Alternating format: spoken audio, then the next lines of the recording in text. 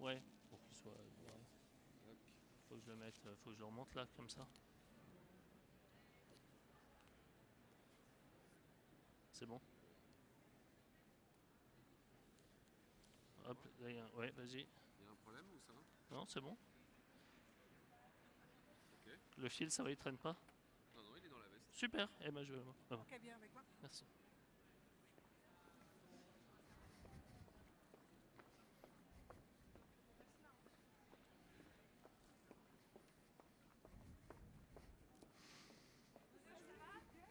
Je vais là-bas. Pardon.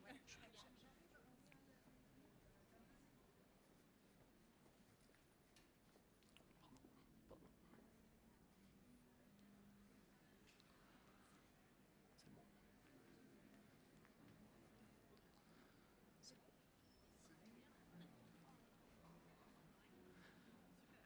Je porte pas mon micro. Mais oui. Heureusement que tu n'as pas dit. Allô, voilà. Place maintenant à la séquence suivante, où on n'aura pas attendu très très longtemps pour dédier une séquence à l'IA. Elle arrive, la première table ronde dédiée à l'IA arrive la première matinée, le premier jour, et c'est tout à fait normal, puisque la fondatrice, comme le disait le mot de Karen Serfati en introduction, l'IA introduit dans le retail une révolution permanente. Voilà, ça fait 2 ans qu'on en parle, mais derrière les promesses, que se passe-t-il vraiment? Et c'est à cette question que vont répondre nos prochains intervenants, à qui je vais demander de monter sur scène et à qui je vais vous demander de les accueillir. Benjamin Ray, Director of Artificial Intelligence chez ADO. Je veux bien qu'il monte sur scène et je veux bien le jingle avec. Rodolphe Even, Group IT Omnichannel Director pour LVMH. Aurélie Bier, Retail Business Principal pour Google Cloud. François-Xavier Salé, Partner Practice Retail Consumer Boston Consulting Group. Et la table ronde sera animée par Raphaël Catcan, expert et journaliste retail pour Madines et directeur général et associé de Talent Co.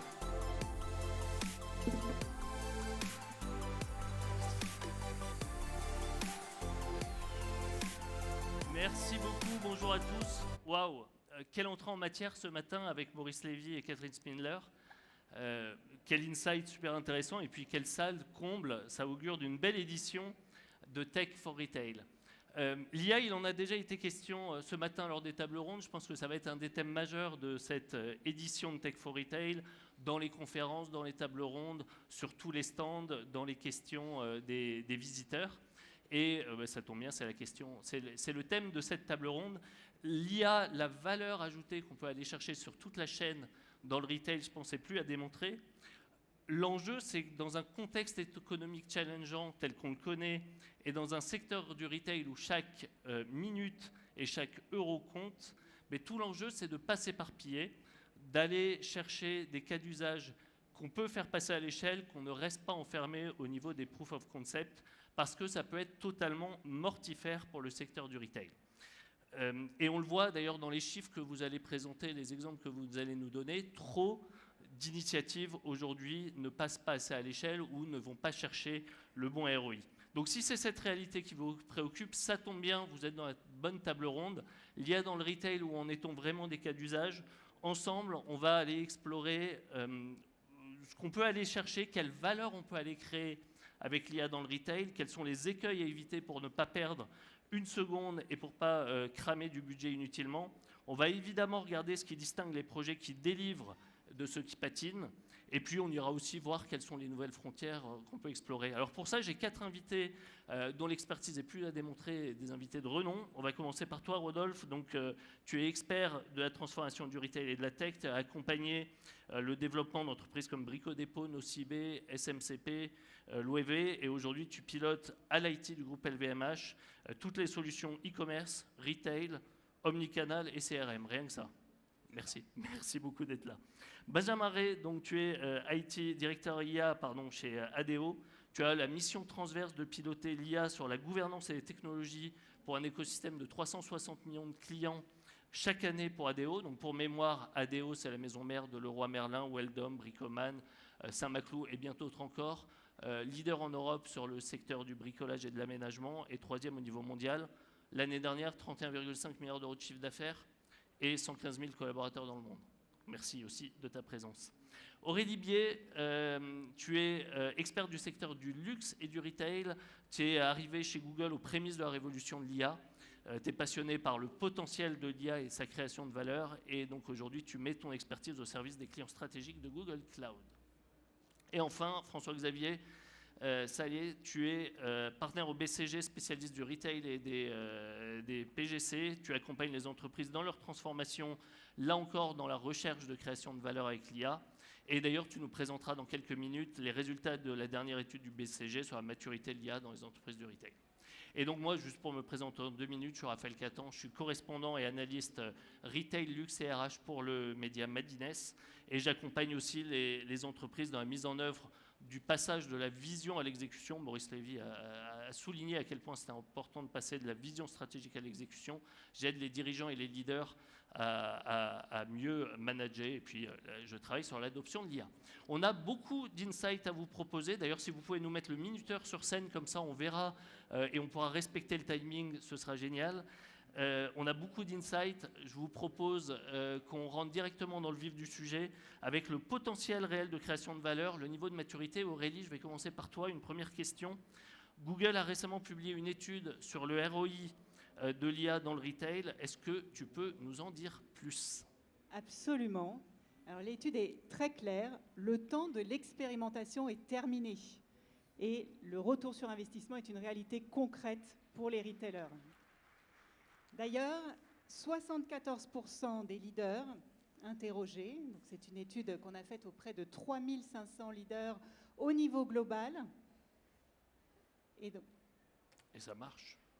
Et 74% de ces leaders voient du ROI de leur cas d'usage IA dès la première année.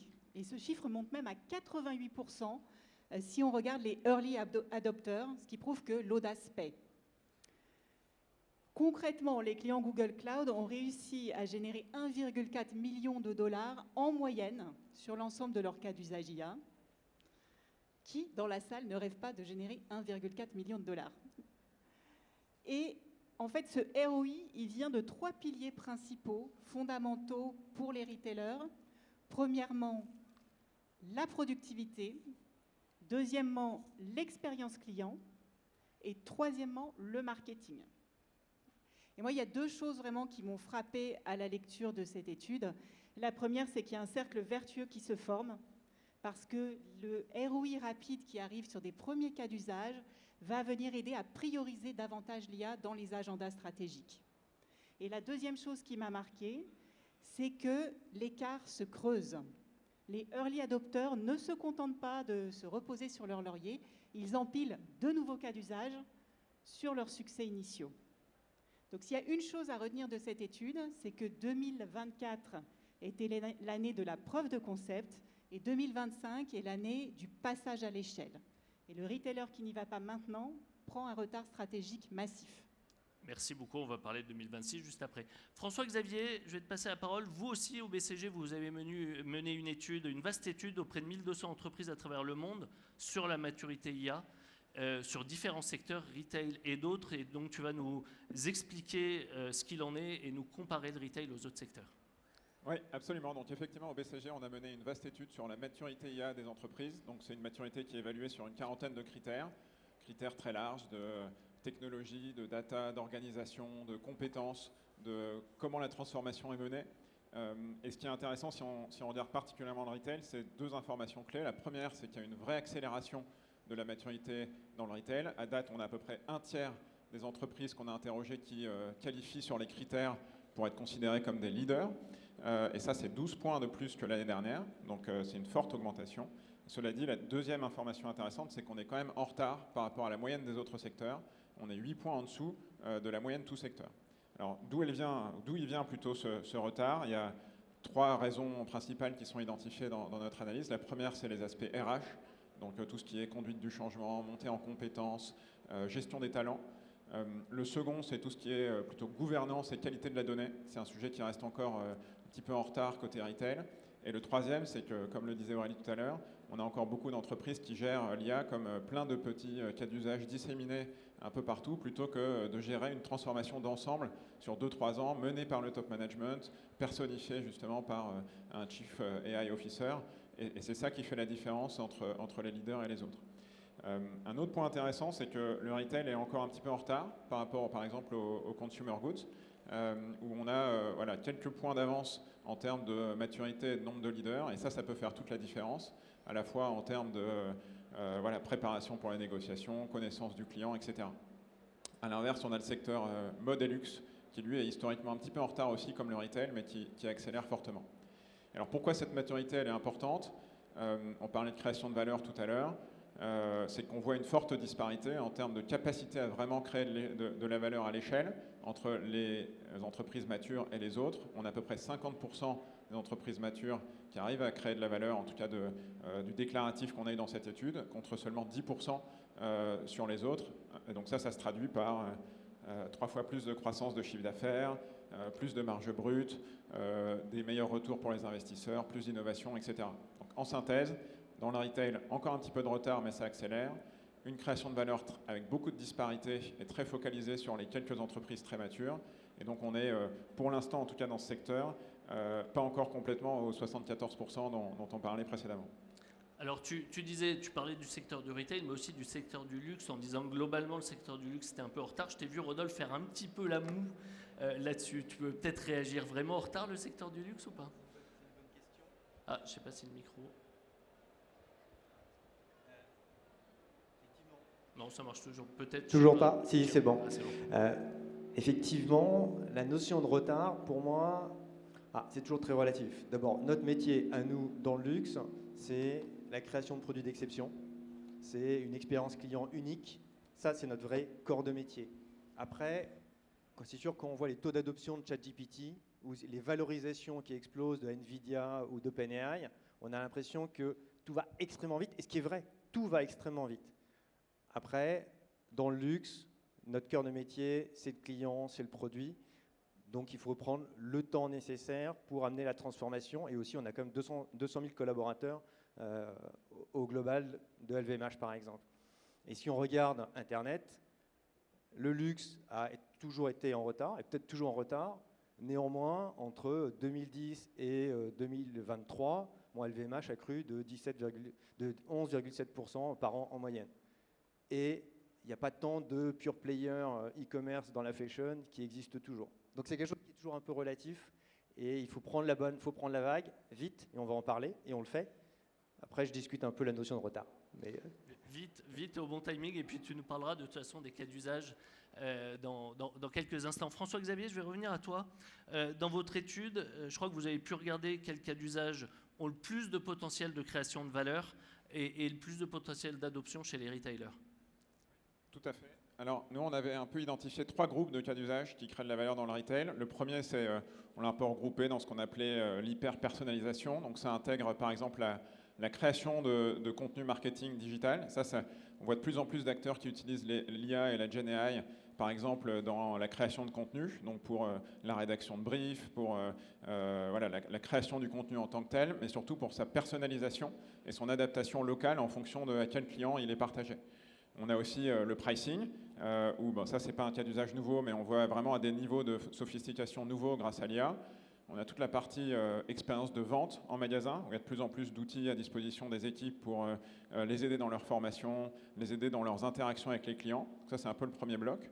Le deuxième bloc, c'est le reste des fonctions métiers, où on va avoir notamment la supply chain, qui est un gros contributeur de valeur. On va avoir aussi tout ce qui est le service client. On utilise de plus en plus la Gen AI aussi, pour aller gérer les interactions avec les clients. Puis on a un dernier groupe sur les fonctions support qui représente quand même 24%, et c'est principalement sur l'IT et les RH. Alors génial, merci beaucoup pour cet insight. On va, je pense, maintenant passer du temps avec Benjamin et Rodolphe justement pour explorer les cas d'usage que vous faites. Je vais peut-être commencer avec toi, Benjamin. Donc on voit que 76% dans les chiffres que François-Xavier vient de montrer de potentiel de valeur sur le cœur de métier. Je crois que vous avez des exemples dans le cœur de métier, mais aussi sur des fonctions support. Quel cas d'usage chez ADO aujourd'hui? Exactement, le cœur de métier, c'est vraiment c'est fondamental pour ADO. On travaille dans ce cœur de métier pour la valeur. C'est là qu'on trouve il y a le plus de potentiel pour déployer de la valeur. Et je vais commencer par un exemple côté supply chain que tu citais. On a eu un grand programme stratégique pendant 1 an et demi l'année dernière sur l'optimisation des stocks. C'est critique pour un retailer d'avoir des informations fiables sur le stock, de pouvoir savoir quel produit en quelle quantité dans quel entrepôt positionner. Et avec là, l'IA peut nous aider sur modéliser, prédire ou fiabiliser. Et je vais prendre un exemple sur une IA qu'on a développée et déployée aujourd'hui dans 5 pays pour la détection des ruptures de stock cachées. On a réussi, en croisant les comportements d'achat par rapport au stock qu'on imagine avoir, à prioriser les stocks en magasin qui doivent être vérifiés par nos conseillers. Et on a réussi à diviser par 3 le temps passé pour ces ruptures. Et c'est pas anodin, c'est des dizaines de milliers d'heures qui sont redéployées, réallouées pour l'accompagnement des clients ou des gestes de vente pour nos conseillers. Et en plus, c'est 2 fois plus de ruptures qui sont évitées. Et ça, c'est synonyme de satisfaction des clients. Donc vraiment très cœur de métier. Encore sur cœur de métier, on va parler de notre catalogue d'offres. On est des commerçants, on veut vraiment connaître parfaitement nos produits.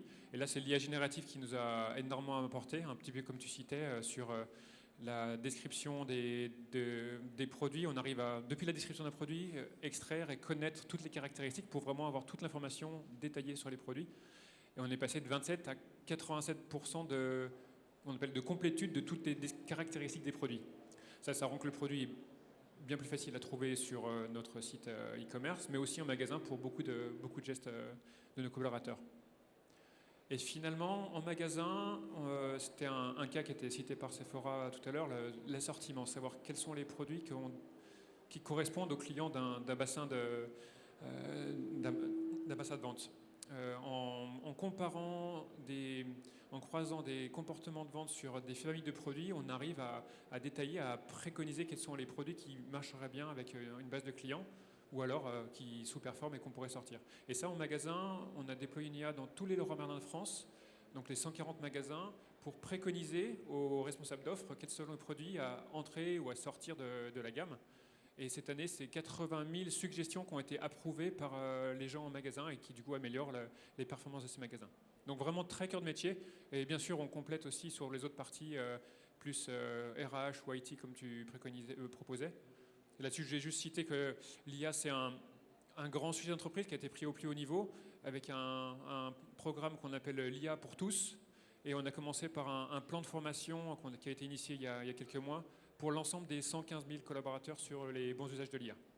Donc cas d'usage et formation, accompagnement qui va avec. Peut-être qu'on aura l'occasion de revenir dessus après, sur notamment les facteurs clés de succès. Rodolphe, même question, les cas d'usage concrètement. Alors, je pense qu'il est bon de se rappeler que l'IA a commencé, en tout cas pour LVMH, déjà dès fin des années 2010. On a créé tout un programme autour de l'AI, du machine learning, avec la création d'une architecture AI pour l'ensemble des maisons et sur lesquelles on a développé notamment des algorithmes pour la personnalisation client. Donc de la segmentation, du scoring, des scores d'appétence, des product recommendations, des constructions d'audience tant marketing que médias. Et ça, aujourd'hui, c'est déployé dans l'ensemble des maisons. Aujourd'hui, avec le GenAI, on a une nouvelle révolution qui arrive et qui est peut-être d'ailleurs un peu comme la révolution d'Internet ou la révolution du téléphone mobile. Et on a commencé à construire un certain nombre d'éléments. Pour être très concret, et si je prends la partie client et le client service, donc le client service est à la fois fondamental dans l'expérience client et aussi dans le développement du chiffre. Et pour ces deux éléments-là, on a revu sur toute la chaîne finalement d'exécution du service client où on peut améliorer avec du GenAI. Ça va de la classification des cases entrants, le summary, le résumé du compte client pour faciliter le travail du client advisor, le résumé du case a posteriori, la proposition d'email ou de message, tant sur les médias, effectivement, email, mais aussi en clienteling. Et ça, très, très concrètement, on gagne à peu près 10% de temps d'interaction avec le client. Donc, c'est autant de temps de gagner pour le client et d'expérience améliorée. Et à peu près 1 minute par case par case client. Donc c'est très significatif à la fin dans l'expérience client et dans la valeur qu'on lui apporte. Et puis après, on a un autre type de use case, par exemple, qui est tout ce qui est analyse qualitative des interactions avec le client, que ce soit la voix ou texte. Autrefois, jusque-là, le manager pouvait consulter, vérifier quelques cases par semaine. Aujourd'hui, avec le GenAI, on peut analyser l'ensemble, la totalité des interactions que le Client Advisor a avec ses clients. Et ça, c'est fabuleux pour l'amélioration de l'expérience, pour les feedbacks, pour le training. Donc, on n'est pas en efficacité, mais l'idée, c'est de faire plus et mieux avec ce type de use case. Et après, peut-être, je vais juste... Bon, on a parlé de la partie marketing. Clairement, il y a un gros enjeu sur la production des assets et la réduction des temps de production, du time to market. Et peut-être un élément fondamental aujourd'hui qu'on déploie à l'échelle sur l'ensemble des maisons, c'est la création d'agents métiers. Donc, que ce soit pour les équipes retail magasin, pour les équipes HR, pour les équipes legal, pour les équipes finance. Et ça, à partir de bases de connaissances, propres métiers, donc avec un RAG, notre trust layer, donc dans notre technologie, et métier par métier, développer et déployer. Et ça, l'adoption est extrêmement forte et extrêmement positive. L'agent ticket, merci, on pourrait en faire effectivement une conférence entière. François-Xavier et Aurélie, si tu veux aussi, évidemment, est-ce qu'il y a un rebond, un cas d'usage additionnel que vous voulez mentionner, que vous avez vu ailleurs dans d'autres enseignes, dans d'autres entreprises ? Un cas d'usage supplémentaire auquel je pense et qui n'a pas été encore mentionné, c'est le sujet du pricing que j'évoquais un peu précédemment. Tous les retailers en font à des niveaux de sophistication différents, je pense que ce n'est pas nouveau, mais on constate vraiment avec l'IA un niveau supérieur qui est en train d'être développé, notamment aux États-Unis, avec une capacité à faire du pricing en temps réel sur chaque zone, qui prend en compte avec des algorithmes de plus en plus avancés un nombre de données internes et externes de plus en plus large. Donc le trafic à un instant T, les stocks à un instant T, la concurrence, la météo, etc. Donc on voit vraiment un passage à l'échelle suivante du cas d'usage du pricing grâce à l'IA. Benjamin, j'ai peut-être une question pour toi. Donc on voit, tu nous as présenté des cas d'usage avec un ROI clair, tu nous as donné des chiffres d'ailleurs de gains, d'efficacité, etc. Merci beaucoup. J'imagine que ça ne s'est pas fait du jour au lendemain. Ces cas d'usage qui peuvent être des game changers pour les enseignes, c'est quoi l'approche de transformation que vous avez adoptée? Est-ce qu'il y a eu des obstacles, des écueils que vous avez dû relever? Alors, comme tu l'as cité tout à l'heure, ADO, c'est 15 marques dans 11 pays. Si on veut avoir un impact large, c'est pas si chaque marque, dans chaque pays, va déployer son chatbot sur des documents ou son algorithme de prédiction de vente. Donc, on a la chance chez ADO d'avoir, depuis 6 ans, initié une vraiment grande envergure, une transformation digitale de très grande envergure, et qui déploie sur des processus communs dans toutes ces différentes marques des produits digitaux. Et ça, c'est des réceptacles qui permettent aux IA d'être bien intégrés dans les gestes des collaborateurs. Donc ça, c'est déjà vraiment un point principal pour pouvoir déployer la valeur. Ensuite, je vous disais, il y a énormément de marques et de pays. On a choisi d'avoir une gouvernance par la valeur avec une logique de synergie. On demande à chaque pays, de manière hebdomadaire, de nous tenir au courant et de partager à chacun l'état d'avancement ou le lancement de nouvelles initiatives sur des temps de vie qui sont communs, connus, la preuve technique, la preuve de valeur, le déploiement, et une perspective de valeur. On demande une perspective de valeur sur l'année, que ce soit de la valeur économique, de la valeur pour les clients ou pour les collaborateurs. Ça nous donne une cartographie de l'ensemble des cas d'usage qui est maintenue vraiment à jour et partagée.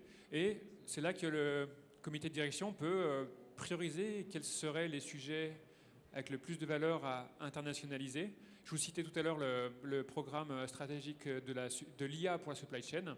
C'est de cette façon qu'on priorise et qu'on permet d'avoir un impact. Et en plus, ça permet de mutualiser les efforts entre les pays avec un partage au minimum de connaissances et on espère le plus possible de solutions. Donc ça, c'est vraiment ce qui nous aide à déployer. Ensuite, des points d'obstacle, on a encore, technologiquement, on en parle un petit peu, ça va extrêmement vite. C'est un peu un cauchemar pour l'IT d'avoir des roadmaps de solutions robustes pour déployer. Là, on fait le choix d'être vraiment le plus modulaire possible pour pouvoir échanger des capacités technologiques, que ce soit des des modèles de langage, de la sécurité, de l'évaluation des modèles. Et finalement, je veux bien citer aussi la magie de l'IA, qui est formidable, qui aussi parfois peut apporter certaines frustrations, parce que chaque collaborateur ou chaque client peut très facilement développer des applications pour son usage personnel et rêver d'avoir ça intégré dans nos solutions, dans notre entreprise. Mais en tant qu'entreprise, on ne peut pas se satisfaire de solutions parfois approximatives. On a besoin de robustesse, de scalabilité, de sécurité.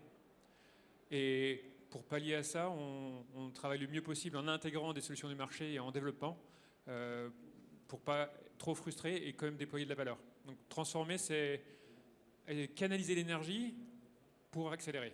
Gérer l'impatience des collaborateurs qui veulent avancer, gérer le shadow IA, avancer à bonne vitesse et réussir à déployer à l'échelle. Ça paraît simple quand tu le dis comme ça, mais j'imagine c'est un combat du quotidien. Rodolphe, même question, comment vous avez réussi à passer à l'échelle, à être couronné de succès, à accompagner cette transformation? Effectivement, tout paraît simple et surtout, tout le monde a réussi à créer un petit lapin qui patine sur un lac avec mid-journée en 30 secondes. Donc effectivement, le GenAI paraît extrêmement simple, sauf qu'en fait, la réalité de l'entreprise, comme le disait Benjamin, est beaucoup plus compliquée que ça. Tout d'abord, on a une problématique de maturité des solutions. Il faut quand même juste se dire que il y a 9 mois, 12 mois, on n'avait pas un stack technique complet et stable, et même sur les acteurs majeurs, que ce soit SAP ou Salesforce. Donc ça, c'est quand même une problématique principale. Donc ça nous a amené à développer notre propre expertise, d'abord à explorer, à découvrir, à développer notre expertise. Donc chez LVMH, on a un trust layer, on a des RAG, on a tout ce qu'il faut et ce qui nous a permis de comprendre de quoi il s'agissait et où étaient les enjeux. Ensuite, on a quand même des spécificités qui sont propres au GenAI et qu'il faut aborder. Les résultats ne sont pas identiques. Pour un même prompt, vous obtenez des résultats différents. Donc ça veut dire que quand vous testez, les équipes ont dû apprendre, il faut lancer 20 fois le même prompt, analyser tous les résultats, les comparer entre eux et voir si les écarts sont suffisamment faibles pour qu'on puisse les déployer auprès de nos collaborateurs. Pas oublier que derrière, c'est des milliers de collaborateurs qui sont en jeu et des milliers d'interactions avec les clients. Ensuite, après, il y a les fondamentaux. On a parlé de la facilité de créer un petit lapin avec mid-journée. On revient sur les fondamentaux de toute évolution dans une entreprise. C'est-à-dire qu'on se parle de propriété intellectuelle, on se parle de sécurité, on se parle d'intégration, on se parle de maintenir les solutions dans la durée, on se parle de changement, de formation. Ça, on a eu, c'est vrai, on peut le dire, on a eu un peu tendance à l'oublier au début aussi parce que c'est facile et on a des courbes d'adoption phénoménales. Sauf qu'on a une réalité qui est là et ce qui peut expliquer par ailleurs un certain nombre d'échecs de pilotes qui ont voulu brûler les étapes. Et je dirais qu'il y a un dernier obstacle aussi que j'ai remarqué, c'est qu'on a eu tendance à vouloir évaluer les performances à un niveau trop micro. C'est un peu comme si dans Excel, on voulait évaluer chaque feature d'Excel sur le ROI qu'il apportait. Je pense qu'aujourd'hui, il faut s'élever au-dessus de ça et plus travailler au niveau des processus, au niveau des activités. Sinon, et surtout dans le retail, où on a quand même des milliers de micro-tâches, on s'enferme dans des analyses qui n'existent pas ou en tout cas sur lesquelles on n'arrivera pas à produire de résultats. Et donc, juste pour finir, avoir l'expertise, maîtriser la technologie, coordonner des assets et développer des assets groupes, coordonner les activités dans les maisons, sur le terrain, et porter tout ça avec une vision globale. Chez LVMH aussi, maintenant, toute la progression du GenAI est suivie au niveau du COMEX, parce que oui, nous pensons que c'est une transformation majeure de nos activités et dans la relation avec le client. Voilà à peu près sur ce qu'on a fait. Et je pense qu'aujourd'hui, si on regarde juste, je reviens sur le CSC, en 9 mois, on a déployé les use cases GenAI sur 24 maisons. Je pense que probablement, c'est un déploiement, une adoption qu'on n'avait jamais eu jusque-là. Donc c'est plutôt un succès, malgré tous les écueils qu'on peut rencontrer. Merci. Je retiens 2 choses. Effectivement, calculer le ROI plutôt sur des processus globaux que de micro-tâches. Et comme on n'est plus à Pâques et on est à Noël, peut-être qu'il faut passer des lapins sur Midjourney au Père Noël. Voilà. Aurélie, On le voit, on en a parlé, les entreprises qui développent des POC, des expérimentations, il y en a beaucoup. Celles qui arrivent vraiment à passer à l'échelle et générer de l'impact et du ROI global, c'est un peu plus difficile. Toi, d'une manière plus transverse, qu'est-ce que tu constates justement? C'est quoi les écueils et quelles sont les pistes de solutions? Alors effectivement, tout le monde parle d'IA, mais le vrai challenge, le vrai enjeu, c'est de passer du POC, le Proof of Concept, au POP, le Proof of Profit. Et c'est vrai qu'en termes d'obstacles, l'obstacle n'est pas technologique. Les technos sont là, elles sont matures. Le premier obstacle que j'observe souvent chez nos clients Google Cloud concerne les fondamentaux. Donc on ne le répétera jamais assez, l'IA ne peut pas compenser une mauvaise qualité de la donnée. Ça, c'est une première chose. Donc, l'IA, c'est la fusée et la donnée est son carburant. Si votre donnée n'est pas propre, exhaustive, facilement accessible des modèles d'IA, votre fusée ne décollera pas ou bien elle explosera en plein vol. Et malheureusement, je vois encore trop de clients qui se lancent dans l'IA sans avoir fait ce travail de fond au préalable, alors que la qualité de la donnée n'est pas négociable. Et le deuxième obstacle que je constate souvent, c'est un obstacle qui concerne l'organisation. Et François-Xavier sera tout à fait d'accord avec moi. Il ne suffit pas d'avoir le bon cas d'usage d'IA, encore faut-il repenser profondément son organisation. Donc, par exemple, si l'IA vous permet à un de vos merchandisers de gagner 20% de son temps et que vous ne repensez pas le travail de l'équipe merchandising, vous permettez juste à quelqu'un d'avoir 20% de temps en plus pour boire des cafés. Autre exemple, tu mentionnais un peu cet exemple tout à l'heure, Benjamin.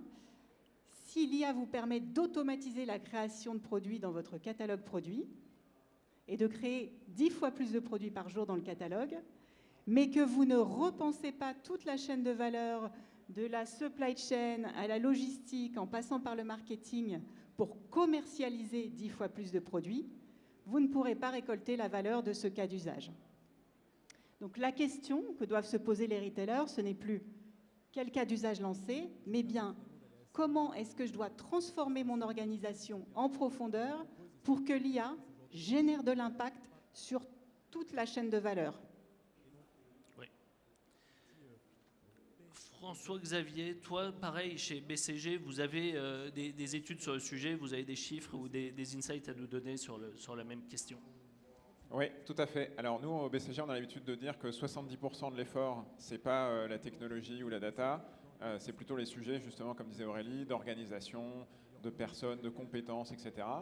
C'est un peu la partie immergée de l'iceberg, mais qui est finalement la plus grosse et la plus importante. Et dans notre étude, on voit bien que c'est confirmé, puisqu'en fait, dans les freins qui sont identifiés par les entreprises, une majorité sont autour de ces thèmes-là. Alors, dans les principaux qui sont ressortis, on a l'absence de KPI clair, qui justement limite la capacité à vraiment mesurer l'impact, confirmer la création de valeur et du coup pouvoir avoir un go-no-go sur le déploiement. Le deuxième, c'est autour du manque d'expertise, notamment sur la capacité à traiter la donnée. Et donc là, il y a un vrai sujet de formation des équipes et ça doit aller au-delà de juste une toute petite équipe qui est capable de le faire, ça doit vraiment se déployer. Et puis le troisième, c'est un manque d'adoption au quotidien.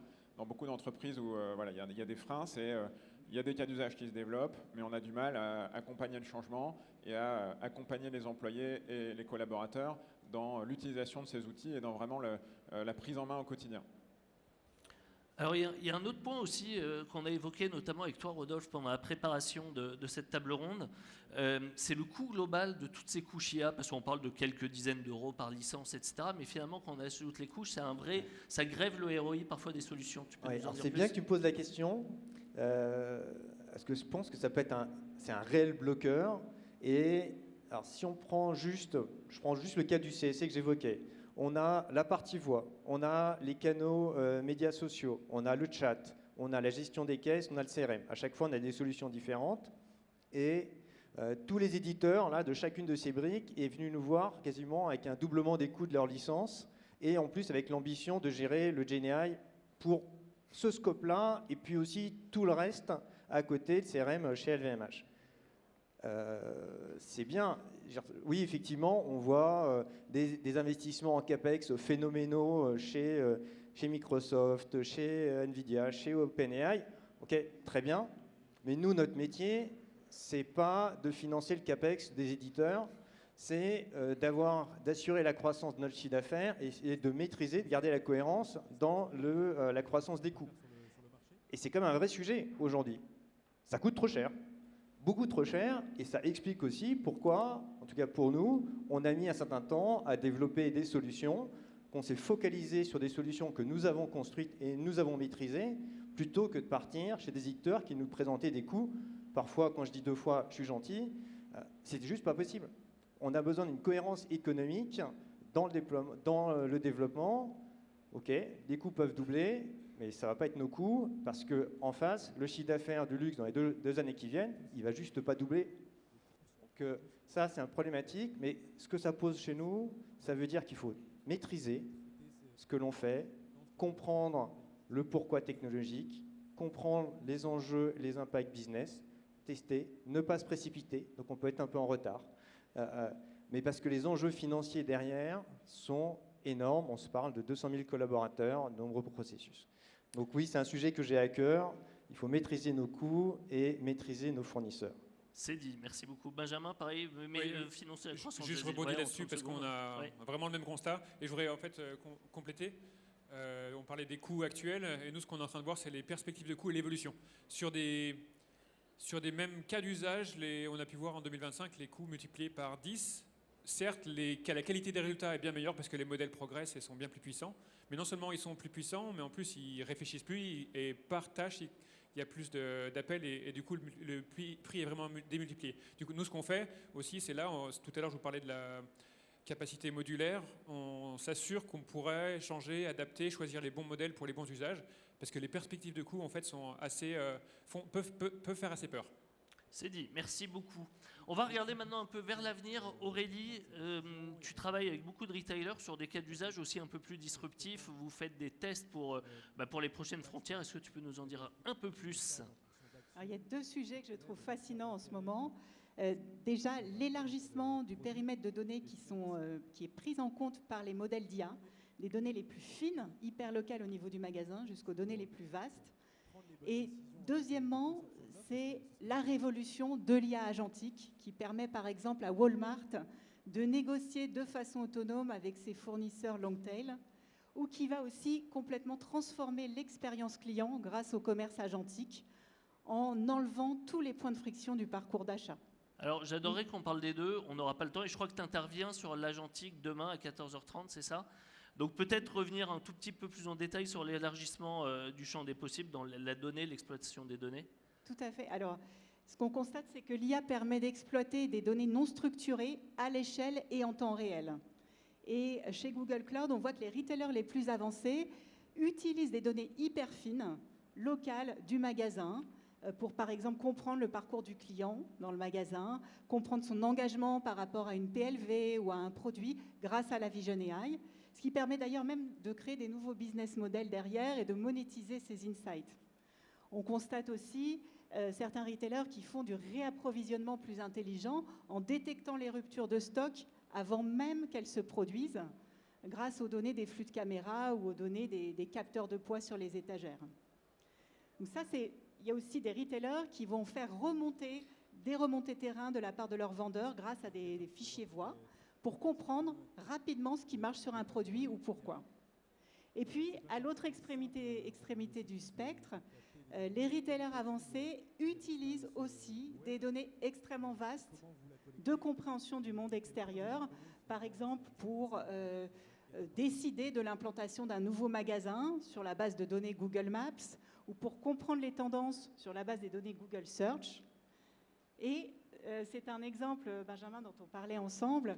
Il n'y a rien de plus casse-tête pour un retailer dans une grande surface de bricolage d'avoir le bon niveau de stock au mois de mai, parce que la décision d'un client de rester bricolé chez lui ou de partir en week-end prolongé au bord de mer dépend d'une multitude de données extérieures, la météo, l'inflation, etc.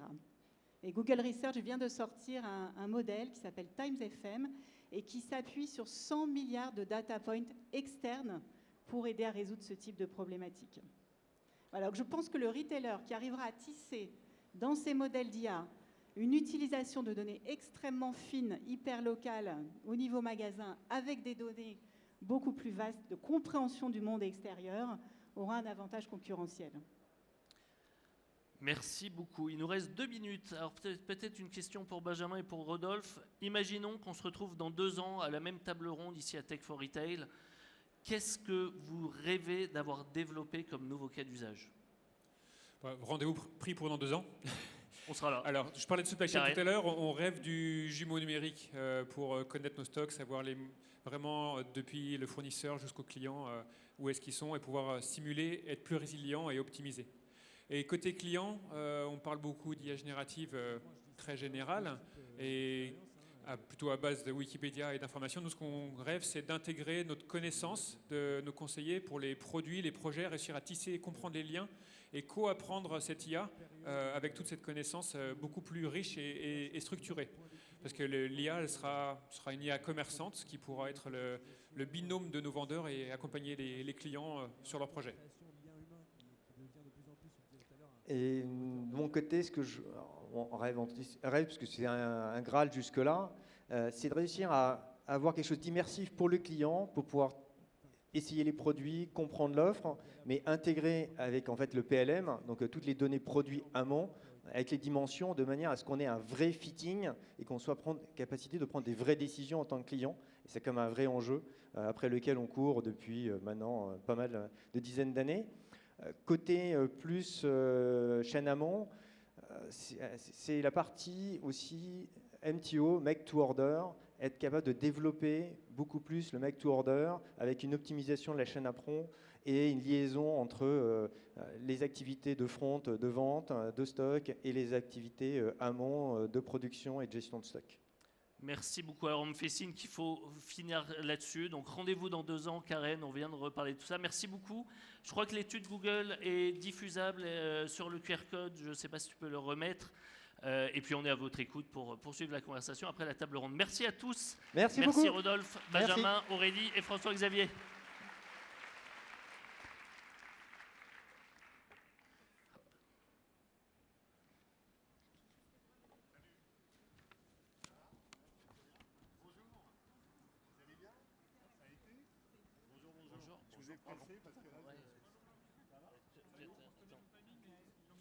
Mais voilà, c'est ça, parce que, alors, moi j'ai eu un truc horrible avec moi, j'ai eu le truc quand il dit bip, t'es en train de parler, t'entends bip, bip, c'est horrible. Merci beaucoup. Bonjour. Tu peux maintenir juste ça?